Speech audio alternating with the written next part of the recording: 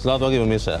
Konyol dan menggelikan, Komisi Pemilihan Umum atau KPU selaku penyelenggara yang juga wasit dalam pemilu 2024 selama ini ternyata menyimpan rahasia. Diam-diam KPU menggandeng Alibaba, raksasa teknologi asal Tiongkok dalam komputasi awan atau cloud untuk sistem informasi rekapitulasi atau Sirekap. KPU menyimpan rapat-rapat informasi itu kepada publik meski masyarakat sudah mulai curiga saat Sirekap terus-terusan dibekap masalah sejak penghitungan suara dimulai pada 14 Februari 2024. Konyolnya semua rahasia itu baru terbongkar karena ada yang mengadukannya ke Komisi Informasi Pusat atau KIP. Pemirsa, inilah editorial Media Indonesia edisi hari ini Jumat 15 Maret 2024 dengan tema KPU yang tertangkap basah bersama saya Leona Samosir. Dan Anda semua para pemirsa bisa juga ikut menyatakan pendapat Anda nanti dengan menelepon nomor telepon 021 583 99 100. Dan pemirsa, pagi ini telah hadir bersama saya anggota Dewan Redaksi Media Group Ade Alawi. Kang Ade, selamat pagi. Pagi Leo. Sehat-sehat? Alhamdulillah sehat. Tidak ada yang ditutupi?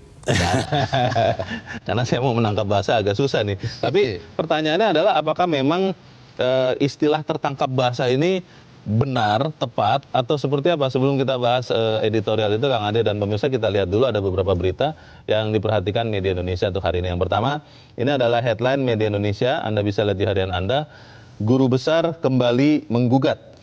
Maksudnya ini menggugat siapa dan kenapa Guru Besar menggugat ini, Kang Ade? Ya, ini para guru besar sejumlah perguruan tinggi di Jakarta terutama ya, ini melakukan pertemuan dan menyampaikan seruan. Tepatnya di Universitas Indonesia kemarin, mereka menyatakan kembali keprihatinannya terhadap kondisi demokrasi, atau dalam istilah mereka ini kita mengalami democratic backsliding, jadi kemunduran demokrasi.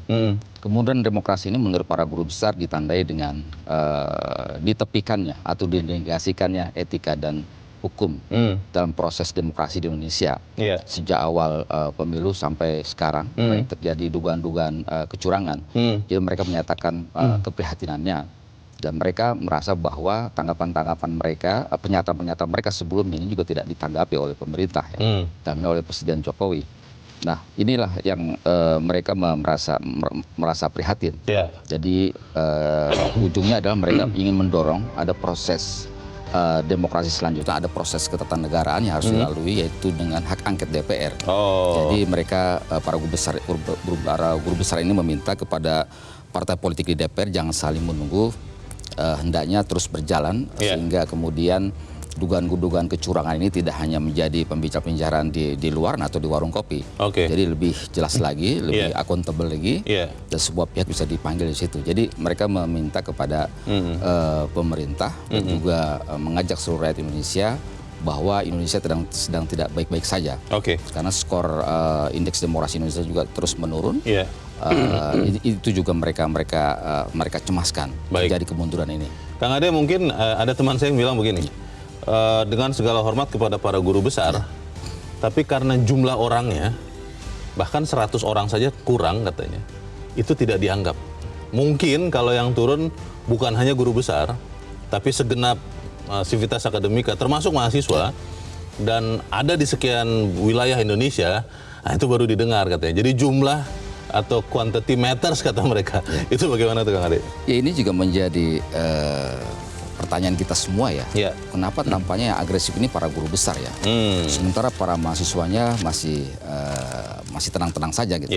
Andaikan mahasiswa dan guru besar ini bersatu, katakanlah mereka untuk bergerak bersama-sama, turun ke jalan, saya kira bisa mendapatkan impact yang cukup besar ya. Dan masyarakat juga bisa tergugah.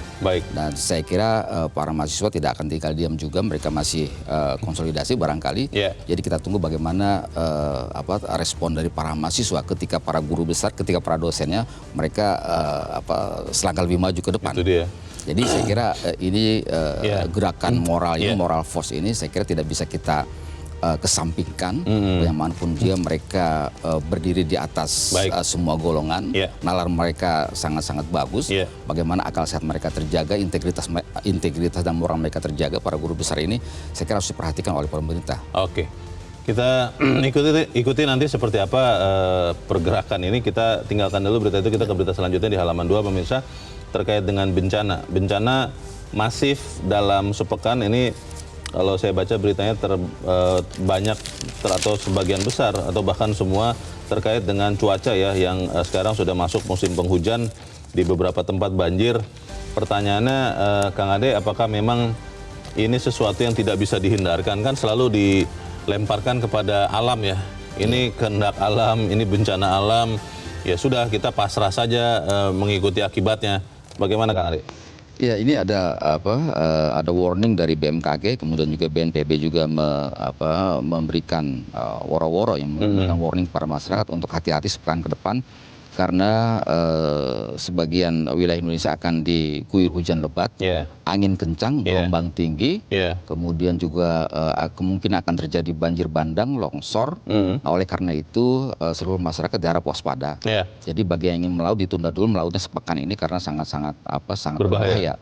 Kemudian juga beberapa lokasi-lokasi yang memang di atasnya terjadi pengundulan hutan, ini juga pemerintah, BNPB juga mewaspadai ya, agar masyarakat hati-hati, karena sangat mungkin terjadi longsor di situ. Dan banjir bandang kalau kita lihat di beberapa daerah di Sumatera, misalnya Sumatera Barat itu juga terjadi. Gitu. Jadi hati-hati juga masyarakat yang tinggal di tepian sungai, kemungkinan terjadi banjir bandang. Jadi ini kondisi yang memang tidak bisa kita cegah juga ya. Namun demikian menurut saya dalam jangka panjang persoalan ekologi harus menjadi perhatian. Jangan sampai kemudian dengan demi kepentingan sesaat kita tidak memikirkan dampak lingkungan seperti apa. Ketika ada hujan deras turun gitu, kemungkinan akan mudah terjadi longsor atau banjir bandang. Jadi ini saya kira harus menjadi perhatian kita semua, karena memang kita luar biasa Indonesia ini, bencana cukup banyak. Jadi saya kira sikap kehati-hatian kita dalam mengelola alam harus betul-betul diperhatikan.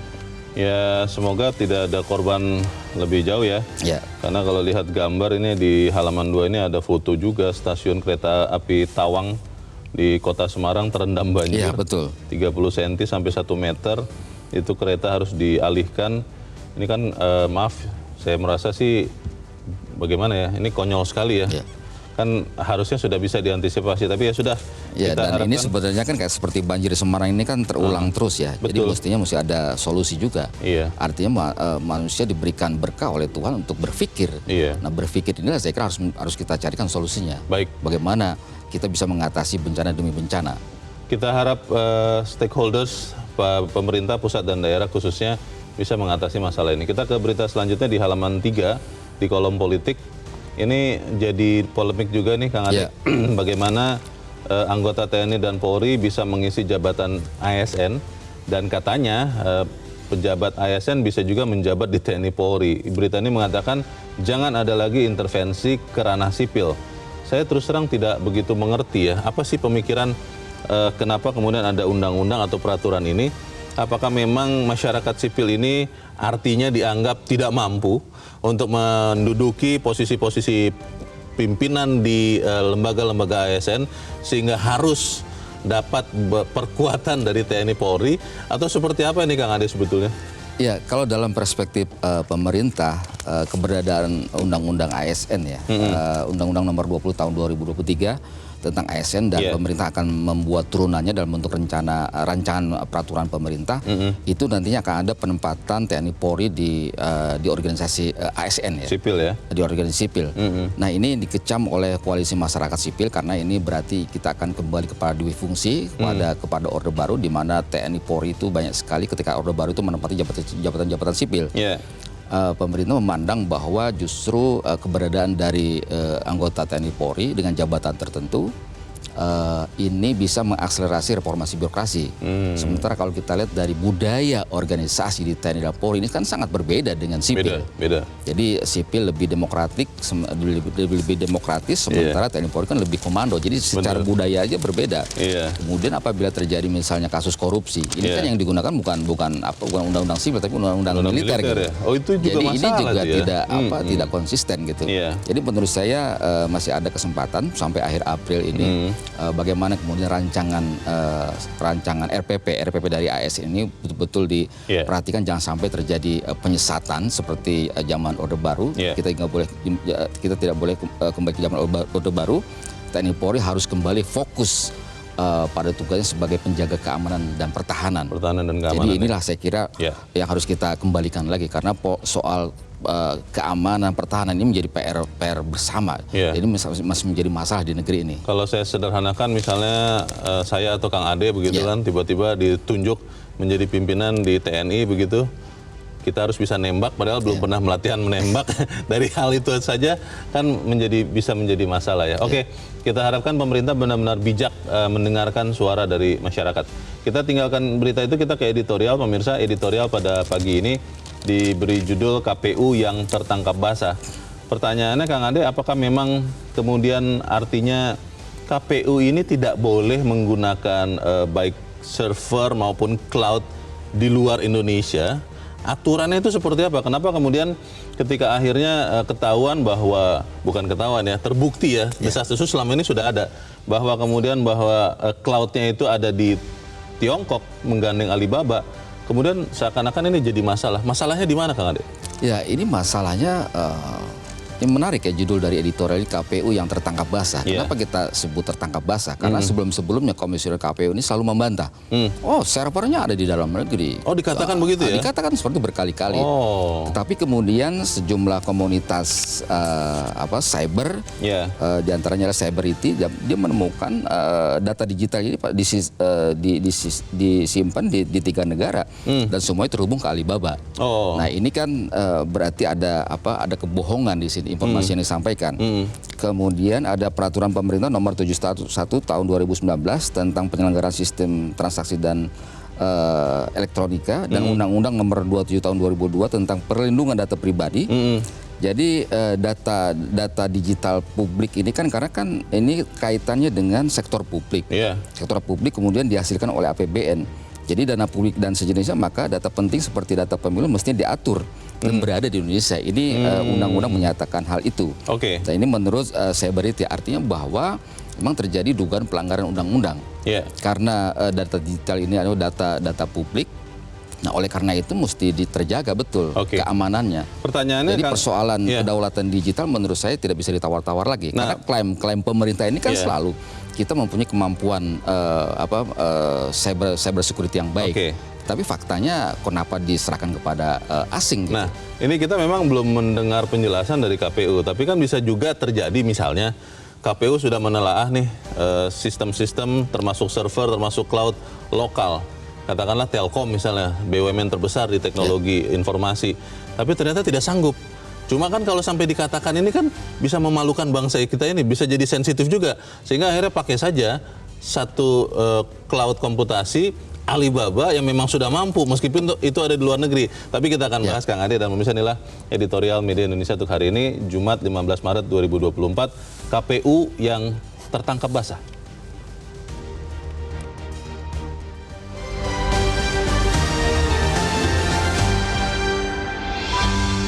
KPU yang tertangkap basah.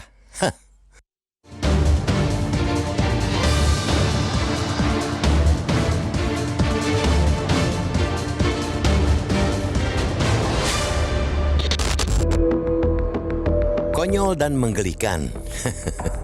Komisi Pemilihan Umum atau KPU selaku penyelenggara yang juga wasit dalam pemilu 2024 selama ini menyimpan rahasia. Diam-diam lembaga itu menggandeng Alibaba, raksasa teknologi asal Tiongkok, dalam komputasi awan atau cloud untuk sistem informasi rekapitulasi atau Sirekap. KPU menyimpan rapat-rapat informasi itu kepada publik meski masyarakat sudah mulai curiga saat Sirekap terus-terusan dibekap masalah. Sejak penghitungan suara dimulai 14 Februari 2024. Konyolnya, semua rahasia itu baru terbongkar karena ada yang mengadukannya ke Komisi Informasi Pusat atau KIP. Sementara hal yang bikin geli masyarakat ialah KPU sebagai lembaga publik ternyata menyimpan rahasia ke publik. Apresiasi sebesar-besarnya disampaikan buat Yayasan Advokasi Hak Konstitusional atau Yakin yang karena gugatannya ke KIP, KPU akhirnya berhasil dibuka suaranya dan berkata jujur. Sidang lanjutan sengketa informasi antara Yayasan Advokasi Hak Konstitusional dan KPU di kantor KIP pada Rabu 13 Maret itulah yang pelan-pelan membongkar keanehan sikap KPU itu.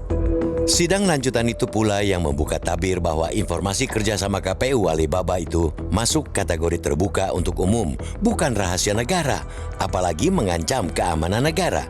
Sementara itu, sebelumnya KPU malah melempar alasan konyol ketika didesak pertanyaan, mengapa menyimpan rapat-rapat informasi soal kerjasama dengan Alibaba itu? Menurut KPU, publik termasuk peserta pemilu tak boleh tahu soal kerjasama itu karena pengadaan server dan kontrak dengan Alibaba masuk kategori informasi yang dikecualikan. Loh, ada apa dengan keamanan dan rahasia negara sampai-sampai kerjasama penyewaan server mesti dirahasiakan dari publik? Hah?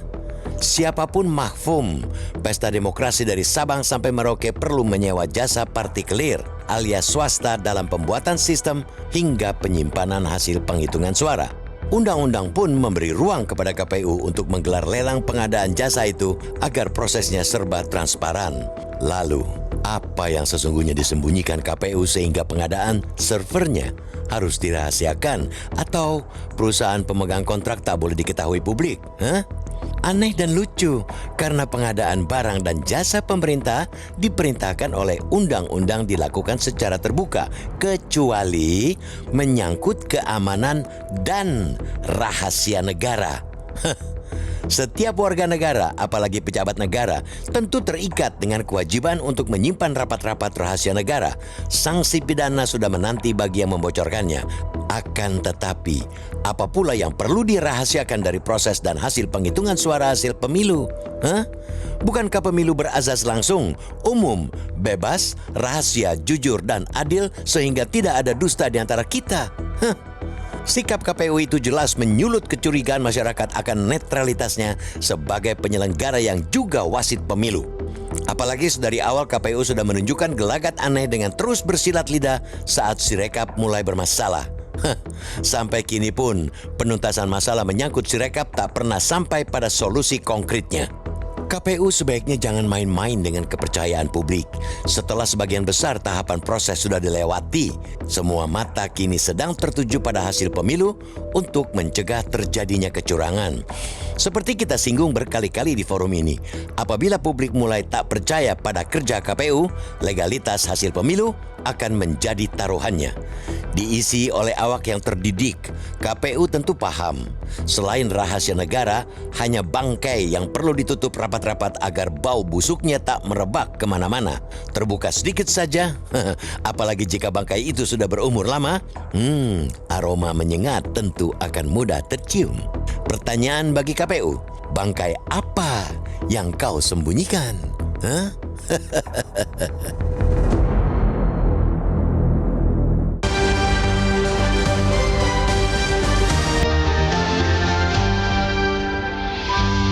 Di bagian berikut Anda bisa ikut menyatakan pendapat Anda pemirsa. Untuk saat ini tetaplah bersama kami.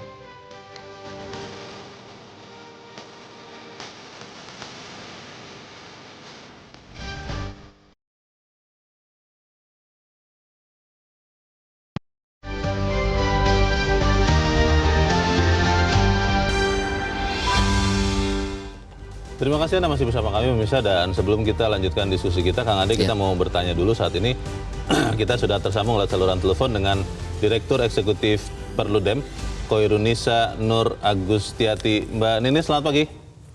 Selamat pagi, Mas. Ya, Mbak Ninis, ketika KPU akhirnya mengatakan ya di dalam sidang yang dilakukan di Komisi Informasi Pusat bahwa komputasi awan atau cloud yang dipakai untuk sistem pemilu ini bekerja sama dengan Alibaba, itu perusahaan Tiongkok. Itu jelas menyalahi peraturan atau sebenarnya boleh, Mbak Ninis? Ya, sebetulnya kalau saya melihatnya ya, karena namanya pemilu ini kan kompetisi politik ya. Kompetisi politik yang kalau kemudian tidak ada transparansi, tidak ada akuntabilitas, itu bisa menimbulkan spekulasi. Nah, berkaitan dengan itu, maka kalau saya melihatnya bahwa semua hal ya, keputusan yang KPU termasuk juga pengadaan terkait apa-apa saja yang dibutuhkan dalam penyelenggaraan pemilu ini, ya prosesnya harus dilakukan secara terbuka dan jangan sampai ada kecurigaan publik. Yeah. Di pemilu-pemilu sebelumnya pun juga kan sebetulnya ada kecurigaan ya. Setiap kali pemilu saya rasa selalu ada kecurigaan ketika KPU pakai teknologi, ada kecurigaan, oh ini servernya tidak di Indonesia gitu. Itu kan kemudian muncul orang curiga ya, intervensi asing dan lain sebagainya. Nah makanya seharusnya KPU lebih wise ya ketika kemarin misalnya menentukan vendornya ya adalah perusahaan yang tidak di Indonesia gitu. Karena kita punya pengalaman di pemilu sebelumnya yang ada kecurigaan. Nah, tapi di pemilu-pemilu sebelumnya kan KPU-nya kemudian bisa mengklarifikasi bahwa semua itu tempatnya di Indonesia, developernya Indonesia, sumber daya manusianya orang Indonesia. Nah, hari ini ketika di pemilu kali ini banyak sekali kecurigaan dari masyarakat, nah tentu ini akan semakin menambah spekulasinya, Mas. Sehingga KPU sebenarnya perlu menjelaskan bagaimana proses pengadaannya kemarin, gitu. Sehingga menentukan vendornya adalah yang tidak dari Indonesia itu. Sebetulnya kalau menurut peraturannya boleh tidak Mbak Ninis bahwa baik server maupun cloud-nya kalau itu memang diperlukan karena Indonesia negara kepulauan yang luas, itu memang boleh ada di luar Indonesia atau harus semuanya ada di tanah Indonesia menurut peraturannya Mbak Ninis?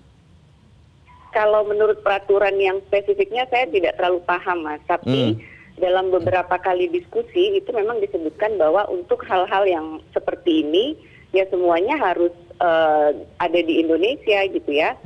Perangkatnya, pengembangnya dan semuanya itu ya harusnya ada di Indonesia. Ya karena tadi bagaimanapun ini kan kompetisi politik, hal yang sangat sensitif begitu ya. Ya kita punya pengalaman ya misalnya terkait dengan bagaimana sih sebetulnya negara kita menjaga datanya data negara gitu ya, kita punya pengalaman data bocor dan sebagainya. Kan kekhawatirannya bisa sampai ke sana gitu ya kalau justru ya tadi penyimpanannya tidak di Indonesia, kan kekhawatirannya akan semakin lebih jauh. Kalau sudah ketahuan seperti sekarang ya dari sidang KIP itu, apa yang harusnya dilakukan oleh KPU dan juga mungkin masyarakat ya, karena kalau ini sudah terjadi kan ya sudah ada data kita di Tiongkok sana, bagaimana Mbak Ninis? Ya sekarang menurut saya KPU ya menjelaskan gitu ya tadi bagaimana sih sebetulnya proses pengadaannya, misalnya siapa-siapa saja nih sebetulnya vendor-vendor yang berkompetisi gitu misalnya dalam proses pengadaan cloud-nya tadi, pemilihannya seperti apa. Ya itu saja sekarang yang kita tagih ke KPU, itu perlu dibuka gitu ya secara transparan, secara akuntabel, ya supaya kita nggak tambah semakin curiga nih, apalagi ketika tadi ya misalnya disebutkan bahwa ya si rekapnya sendiri ternyata banyak masalah gitu ya. Aplikasinya banyak masalah.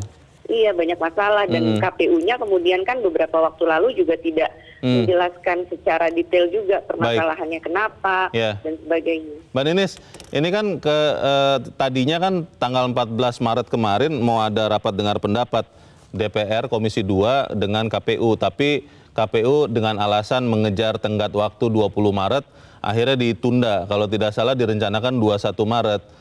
Itu kan sudah selesai ya, artinya sudah ditetapkan hasil pemilu. Itu masih ada urgensinya tidak untuk bertemu dengan KPU lalu bertanya soal Sirekap, cloud-nya dan servernya ini, Mbak Ninis? Ya, saya rasa masih relevan, Mas. Itu bisa ditanyakan kepada KPU karena bagaimanapun juga kan KPU nanti pun juga harus melaporkan ya pertanggungjawabannya. Bahkan kalau misalnya nanti jadi ya yang namanya hak angket itu kan juga dia mencoba menginvestigasi kebijakan-kebijakan yang dibuat oleh eksekutif. Nah, termasuk juga kebijakan-kebijakannya penyelenggara pemilu, saya rasa pun juga bisa menjadi salah satu objeknya nih yang yang dibahas dalam hak angket nanti. Juga termasuk siapa yang buat Sirekap, harganya berapa, lalu sudah ada tender yang layak apa tidak, itu kita semua ingin tahu itu ya Mbak Ninis ya? Iya betul. Baik, kita tunggu berarti sama-sama. Satu lagi Mbak, ini KPU itu memang hanya boleh menyampaikan di sidang KIP, karena ini kan faktanya baru ketahuan setelah sidang KIP. Atau sebenarnya memang harus mengatakan itu kepada masyarakat secara terbuka tanpa kita kejar begitu loh Mbak Ninis? Ya seharusnya ya bisa menjelaskan ya kepada masyarakat, dan sebetulnya kan sebelum ada sidang KIP ini kan kemarin di media sosial pun juga sempat ramai ya, karena ada pihak-pihak mencoba menelusuri gitu ya, ini Sirekap ini bagaimana sih penyimpanan dan sebagainya. Nah di situ kemudian KPU-nya baru mencoba mengklarifikasi gitu ya, dan itu pun juga publik tidak mendapatkan penjelasan yang mendalam gitu. Baik, kita harapkan ada kejelasan yang semakin jelas dan terang yang makin terang, supaya kemudian tidak ada lagi yang dalam tanda petik tertangkap basah.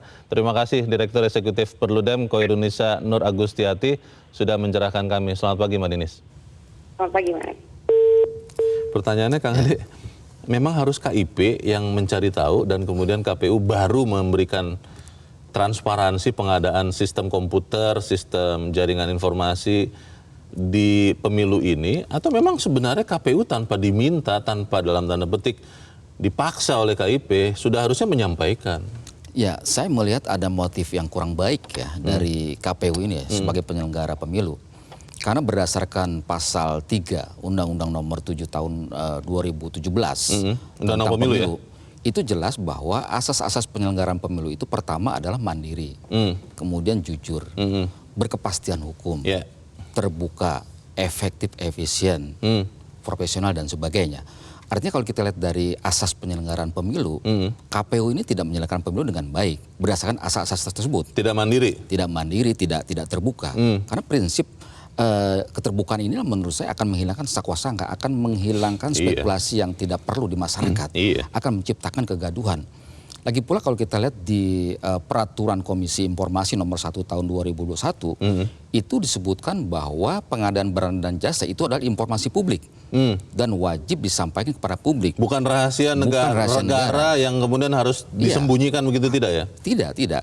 Nah, kalau kita lihat dari Undang-Undang Keterbukaan Informasi Publik, itu kan ada beberapa yang dikecualikan untuk tidak boleh disampaikan kepada publik. Misalnya soal strategi pertahanan dan keamanan, data-data intelijen, data tentang penyelidikan dan penyidikan hukum itu tidak boleh. Data tentang kesehatan seseorang, medical record medical record itu tidak boleh. Tetapi pengadaan barang dan jasa, apa ini kaitannya dengan proses demokrasi, di mana masyarakat harus terlibat di dalamnya, mengawasi, menjaga. Ini kan tidak ada alasan dari KPU untuk menyembunyikan soal penyimpanan peladen ya. Jadi kalau kita lihat di KBB itu namanya peladen server itu ya, bahasa Indonesianya peladen. Unik juga namanya. Nah, ini menurut saya persoalan yang sangat serius sekali.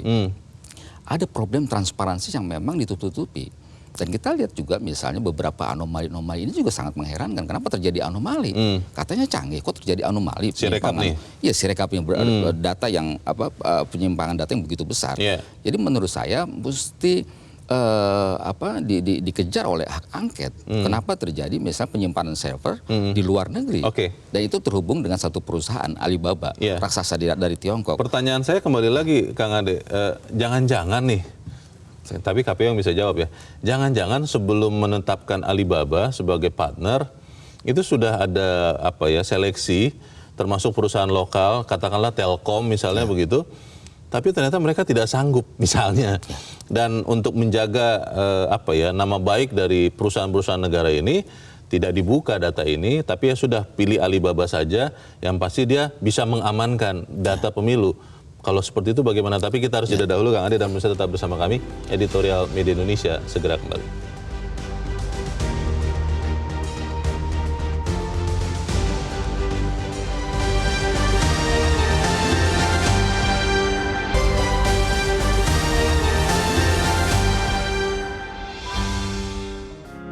Media Indonesia mengajak Anda untuk mengakses fitur premium e-paper.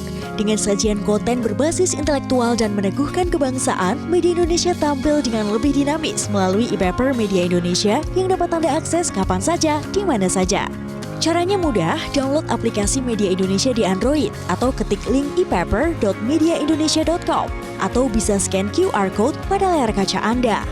Klik tab e-paper di bagian samping layar tablet Anda, daftarkan data diri, serta pilih paket berlangganan e-paper Media Indonesia sesuai dengan kebutuhan Anda. Nikmati juga bonus spesial tambahan 4 halaman rubrik fokus setiap hari. Semua bisa Anda dapatkan hanya di e-paper Media Indonesia. Untuk informasi lebih lanjut, hubungi customer service di nomor 0811 1201 2018 atau kunjungi media sosial @mediaindonesia. Media Indonesia, referensi bangsa. Terima kasih Anda masih bersama kami di Editorial Media Indonesia, pemirsa, dan sekarang waktunya kita, Kang Ade, untuk mendengarkan juga pendapat dari pemirsa Metro TV.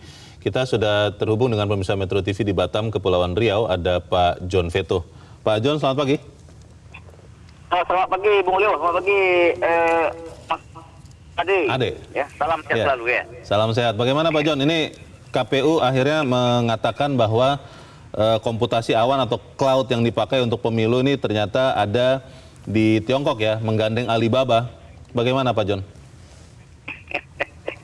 Jadi begini, Bung Leo. Ini kan masalah pemilu 2024 ini kan dah kita bedah juga ya.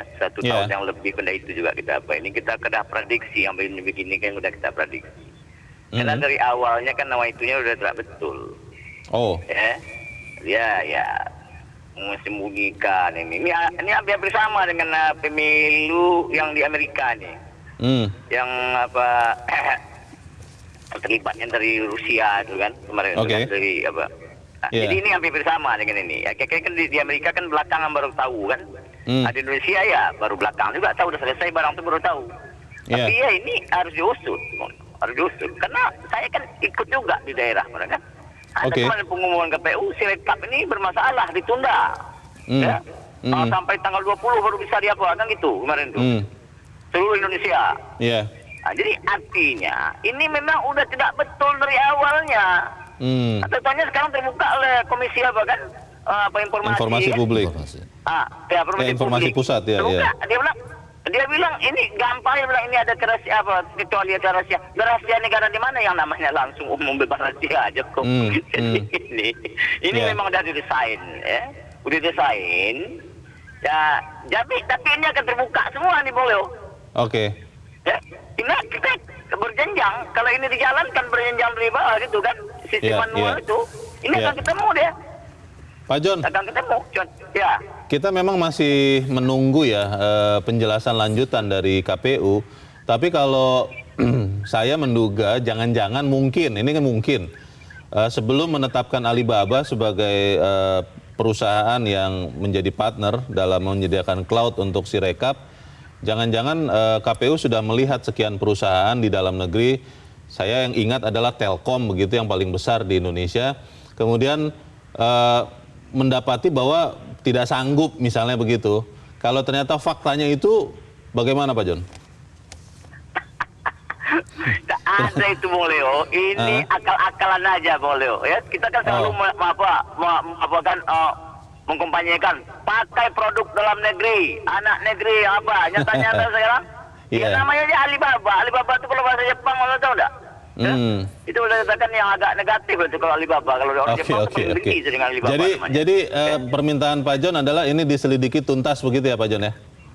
Ini harus diselidiki tuntas. Baik. Dan lagi ini harus ada upaya hukum di sini. Ini ada nih celah-celah hukum nih masuk sini nih. Ada upaya hukum ya? Oke. Nggak usah kita ya KPK ini sebenarnya ini pasti ada tendernya apa nih bermasalah ini. Kita aja yang 200 juta lebih aja di tender kok terbuka kok. Masa ini besar ini triliunan gitu kok diam-diam aja. Ini udah salah besar. Baik. Terima kasih Pak John Veto di Batam, Kepulauan Riau untuk pendapat Anda Pak. Selamat pagi. Di belakang Pak John ada Pak Bion di Mataram, Nusa Tenggara Barat. Pak Bion, selamat pagi. Ya, selamat pagi Bung Leo, selamat pagi Metro. Selamat pagi Pak Bion, silakan Pak, pendapat Anda Pak. Ya, baik. Jadi begini Bung Leo, Bung. Ya, ini adalah sebuah pemberangusan demokrasi yang dilakukan oleh KPU Suara Rakyat. Ya, jadi begini Bung Leo. Jadi ini sebuah pemberangusan demokrasi suara rakyat yang dilakukan oleh KPU tentunya. Personalia, KPU-nya lembaga, tapi personalianya yang ada unsur KKN. Nah, saya sangat tidak sependapat ketika ini dihandle oleh Alibaba. Karena apa? Negara kita masa tidak mampu melakukan proses rekapitulasi secara sistematis. Ini sudah melanggar undang-undang, itu satu. Lalu yang kedua, dalam konteks ini, kalaupun nanti KPU menetapkan hasil pemilu, maka itu bersifat final and binding karena MK akan memutuskan, tidak memperkarakan persoalan pidana pemilu. Ingat beliau MK sebagai lembaga kalkulator, apabila dia sudah putuskan itu bersifat final and binding, nah maka parlemen untuk segera membentuk hak angket atau lewat komisi. Karena itulah nanti sebagai alat bukti yang cukup, baik itu saksi maupun rekapitulasi yang berdasarkan Form C. Ini yang kedua. Lalu yang ketiga, Leo, kita ini sedih di Republik ini, Bung. Ini Jokowi ini kayak dia punya negara ini jadinya. Ada anaknya, menantunya, apa sih jasa mereka terhadap negara ini, Bung? Kita ini sudah mau mati ini di reformasi 98. Ya Allah, kok begini cara memimpin negara ini? Nah, saya sarankan berikan masukan kepada Bang Anies, Bung Muhaimin, silakan undang relawan mereka, kita bentuk sidang rakyat untuk menggugat Jokowi. Terima kasih Pak Bion di Mataram, Nusa Tenggara Barat untuk pendapat Anda. Selamat pagi. Di belakang Pak Bion ada Pak Tasrik Usman di Banjarmasin, Kalimantan Selatan. Pak Tasrik, selamat pagi. Selamat pagi Mas Leo, selamat pagi Bang Ade Alawi. Assalamualaikum warahmatullahi wabarakatuh. Waalaikumsalam warahmatullahi wabarakatuh. Bagaimana Pak Tasrik, pendapat Anda Pak? Silakan Pak. Iya, KPU yang tertangkap basah ya. Sebenarnya Mas Leo, Bang Ades, dari awal masyarakat itu sudah mencium baunya bahwa KPU itu ada kerjasama dengan Alibaba yang punya Tiongkok itu. Tetapi kan KPU tidak mau transparan atau terbuka.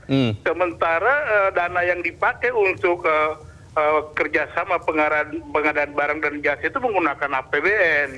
Ketika itu menggunakan APBN, maka publik berhak untuk tahu kerjasamanya itu dengan siapa gitu. Nah, sekarang kalau sifatnya disimpan di luar begitu, kan nanti masyarakat tambah curiga. Loh, buktinya KPU sendiri sudah mau mengakui ketika di dalam sidang di Komisi Informasi Pusat bahwa kerjasama itu dengan Alibaba. Jadi ketangkap basah jadinya. Yang berikutnya, ini kan persoalan ini KPU ini sangat sudah mengakui bahwa mereka sendiri tidak percaya dengan penggunaan sistem Sirekap ini. Nah, untuk itu ini Komisi 2 segera memanggil, tapi kan saya dengar ditunda. Itu harus dipertanyakan, tetapi sudah cukup di rapat komisi. Saya mendorong bahwa ketika ada dua jalur yang ditempuh, yaitu menggunakan jalur Mahkamah Konstitusi untuk hitung-hitungan, selisih hitungan, tetapi juga jangan alergi dong kalau ada masyarakat atau katakan anggota DPR menggunakan hak angket, karena DPR itu representasi dari masyarakat, dan biarlah hak angket itu, Undang-Undang MD3 menjamin itu konstitusional, bukan barang haram itu. Jadi biar saja teman-teman di DPR menggulirkan atau menggunakan hak angket untuk menggunakan haknya meneliti bagaimana kebijakan yang diambil, kemudian pelaksana KPU. Kalau KPU independen, tapi ingat KPU itu menggunakan APBN loh ya. Sehingga anggota DPR berhak untuk meneliti itu. Pak Tasrik, saya mau bertanya satu Pak. Kalau kemudian misalnya ya, ini saya berandai-andai bahwa kan sudah diakui ada penggunaan server atau cloud Alibaba. Lalu kemudian misalnya anggota DPR dan pemerintah memeriksa ya tempat-tempat itu, juga memastikan misalnya bahwa data di Alibaba itu di sekian negara yang dipakai itu benar-benar aman Pak, tidak dicuri, tidak bisa diintervensi, tidak bisa dibajak, tidak bisa dihack. Itu kita masih bisa bolehkan terima hasil dari pemilu ini atau seperti apa Pak Tasrik?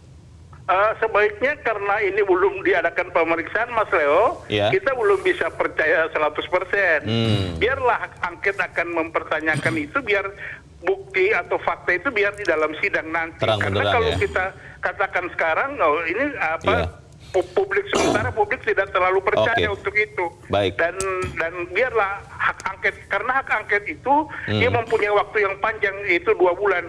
Bahkan bisa diperpanjang, siapapun yang akan dipanggil itu wajib datang, kalau tidak dia akan panggilan paksa, termasuk presiden. Terima kasih. Terima kasih Pak Tasrik Usman di Banjarmasin, Kalimantan Selatan untuk pendapat Anda. Selamat pagi Pak. Jelas Pak Tasrik, Kang Ade menyarankan untuk angket Karena angket ini untuk membuat terang benderang. Tapi kan di sisi yang lain kita melihat seperti angket ini kehilangan tenaganya begitu. Bagaimana Kang Ade? Ya, menarik tadi yang disampaikan oleh para penelpon ya, Pak John Veto, kemudian Pak Bion dan Pak Tasrik ya. Jadi mereka melihat bahwa memang nawaitu dari penyelenggaraan pemilu ini sejak awal nih bermasalah ya. Niat baiknya ya. Niat baiknya tidak lurus. Kebohongan demi kebohongan kemudian terungkap ya. Ada sepertinya ada spiral kebohongan ya. Jadi kembali soal tadi pertanyaan sebelumnya dari Mas Leo ya. Soal bagaimana kalau misalnya dari kita tidak ada memiliki kemampuan untuk menyimpan data ya. Server kita tidak mampu. Jadi gini, dalam hukum ini kan yang wajib itu bisa dilanggar kalau terjadi darurat. Diskresi berarti itu ada ya? Diskresi. Tetapi diskresi ini terkait dengan kemampuan katakanlah Telkom dalam menyimpan data server KPU, kan mesti di-asesmen dulu oleh BSSN. Benar nggak Telkom ini tidak mampu? Kemudian disampaikan kepada publik. Jadi proses transparansi inilah yang saya kira harus ditegakkan oleh KPU. Ini kan bermasalah. Kita tidak pernah dengar soal penggunaan cloud di Alibaba ketika beberapa kali sebelum pemilu ini KPU rapat dengan DPR. Ini kan tidak pernah terungkap juga soal begini gitu loh. Baru terungkap di Komisi Informasi. Karena Sirekap ada masalah nih. Ada masalah. Kemudian diperiksa, jadi keluar. Dan beberapa pakar kemudian komunitas IT ini kan melakukan pelacakan. Ternyata servernya ada di luar negeri, di 3 negara. Kemudian terhubung dengan Alibaba. Jadi ini menurut saya proses-proses ini menjadi peluru ya, menjadi amunisi juga bagi DPR untuk menyampaikan, untuk mengajukan hak angket. Jadi proses hak angket ini proses yang menurut saya lebih leluasa, punya waktu 60 hari, siapapun bisa dipanggil. Jadi menurut saya tidak boleh ada keraguan lagi, kecuali mungkin keraguan politik ya. Kita harus jeda dahulu Kang Ade, dan pemirsa tetaplah bersama kami Editorial Media Indonesia, segera kembali.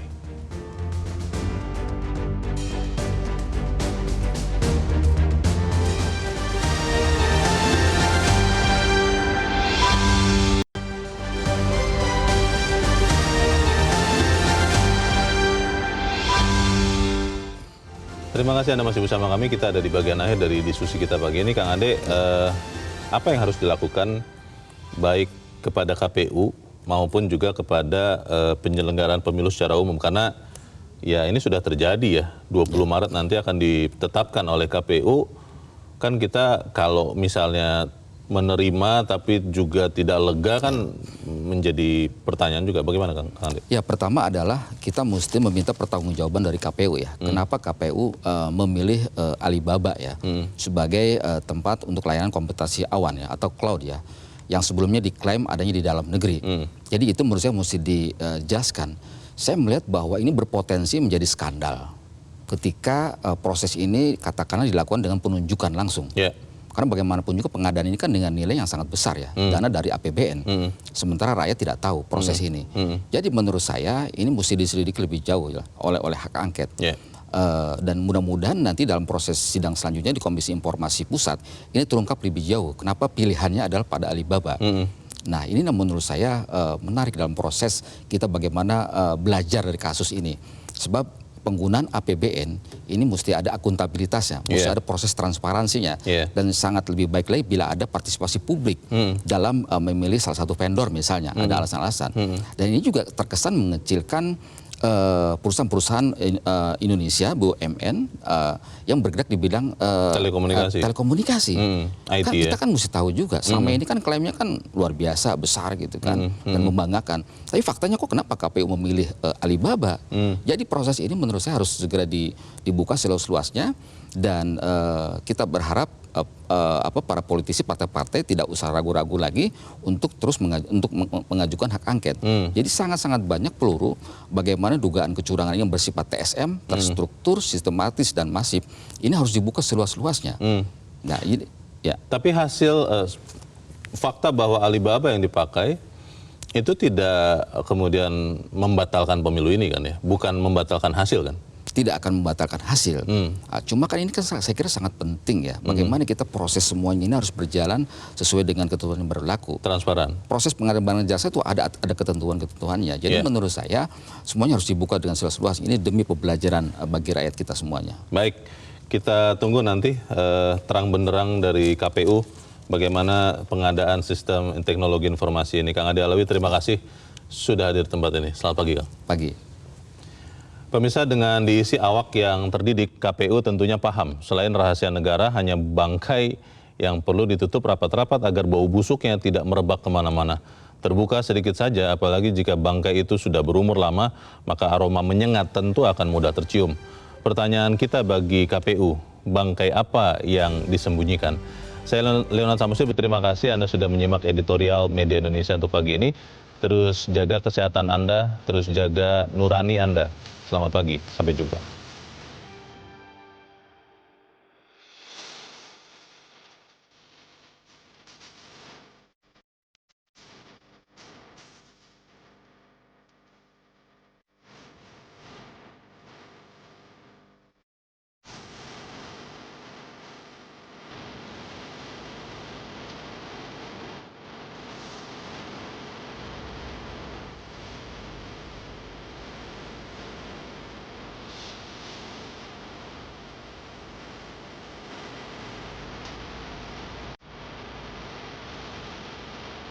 Jelajahi cara baru mendapatkan informasi. Download Metro TV Extend sekarang.